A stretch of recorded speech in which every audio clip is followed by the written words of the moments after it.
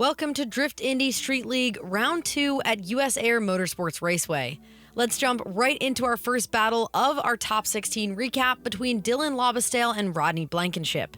Blankinship qualifying 24th will lead, and Labastale qualifying 25th will chase first. This is shaping up to be a great battle. Blankinship has a big flick to enter and does a nice job snapping to angle in outer zones 1 and 2, but Labastale is sticking with him in chase through the rest of the course, trying to close the gap as they come through the final outer zone.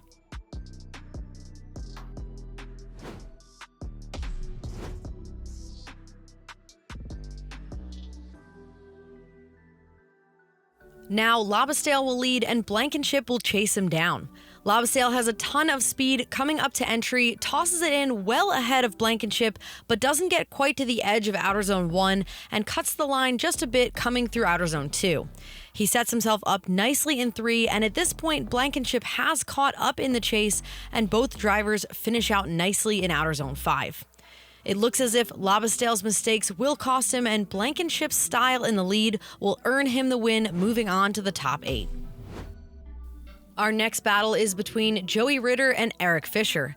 Fisher qualifying 12th will lead first in that RX-8, and Joey Ritter qualifying 28th in the Nissan Z will chase him down. Fisher, moving quickly, enters with a nice flick, gets out to grab outer zone number 1. He's a little bit shallow, but he picks up speed between 2 and 3 as both drivers transition to outer zone 5, where Ritter really puts the pressure on in the chase.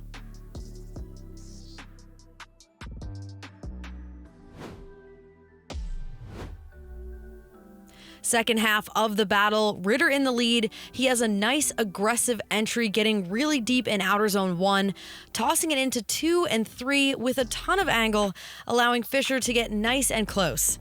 The drivers have a beautiful transition simultaneously into outer zone 5, where Ritter runs a high line and Fisher is right there with him in the chase position. Ritter's wide line and stylish lead earn him the win and upset, moving him into the top 8.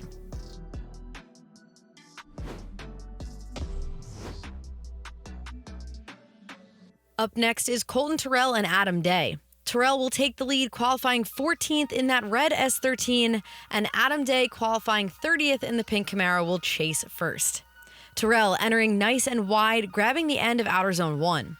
Not sure if Day in that Camaro was expecting him to be that quick on entry, but Day catches up and moves with him, coming through outer zone 2, both drivers speeding up significantly to grab outer zone 3, hidden almost all the way by the smoke. Terrell gets nice and high up into outer zone 5, and Day finishes the run on his door, and we say hi to Caitlin there before the drivers return back to the line. This time, Day will lead and Terrell will chase him down. It's Day's turn to bring some speed, and he enters super early with a big opposite flick to set himself up for entry. Day does slow down on entry, which allows Terrell to get back with him in chase. But Day is very aggressive through outer zone 1 and 2, both drivers picking up speed through 3, Terrell right with him in outer zone 4, but either Terrell gets lost in the smoke or he adds a bit too much angle in 4 because he is way behind Day in chase in outer zone 5, which may have cost him the battle.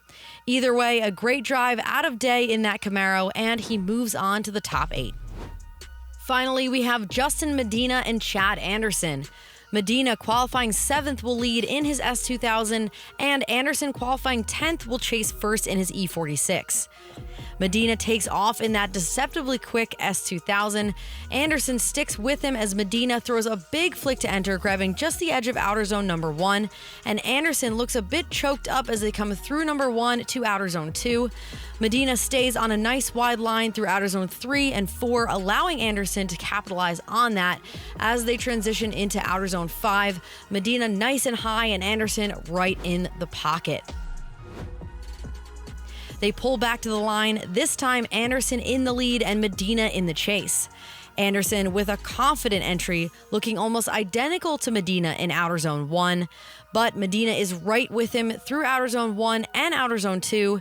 He is his shadow as they transition through zone 4, and as Anderson gets up high into outer zone 5, Medina is glued in that pocket to Anderson's door. Absolutely flawless chase by Medina, and that's going to earn him the win, moving him on to the top 8.